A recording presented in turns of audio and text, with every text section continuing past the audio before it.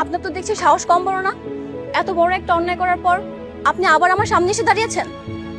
এই জন্য তো আমি এখানে এসেছি তোমার কাছে সরি চাওয়ার জন্য। সরি সরি সরি, আমি এক্সট্রিমলি সরি। দেখুন, সরি বললে সবকিছু সমাধান হয় না। আপনার জন্য আমাদের ব্যবসার সব ইনভেস্টমেন্ট শেষ হয়ে গেল, আমাদের মান সম্মান বলার কিছু রইল না। এত বড় একটা দুর্ঘটনার পর আমাদেরকে কাজ দিবে কে? হ্যাঁ আমি আছি না, আমি আপনাদের কাজ খুঁজে দিব। নো থ্যাঙ্কস, আপনার জন্য আমাদের এমনিতেই 2 লক্ষ টাকা গচ্ছা গেছে। যদি পারেন তাহলে সেটাকে ম্যানেজ করে দেন। বাবার কাছে চাইলে দিয়ে দিত, কিন্তু আমার বাবা তো আমাকে গ্রামে বিয়ে দেওয়ার জন্য বসে আছে। বলছে ওই মেয়েকে বিয়ে করলে নাকি আমাকে টাকা দিবে। উপকার যেহেতু করতে চাচ্ছেন, তাহলে গ্রামে সেই মেয়েটাকে বিয়ে করে আমাদের টাকা ফেরত দিয়ে দিন। তা কি করে হয় বলো, আমি তো তোমাকে ভালোবাসি।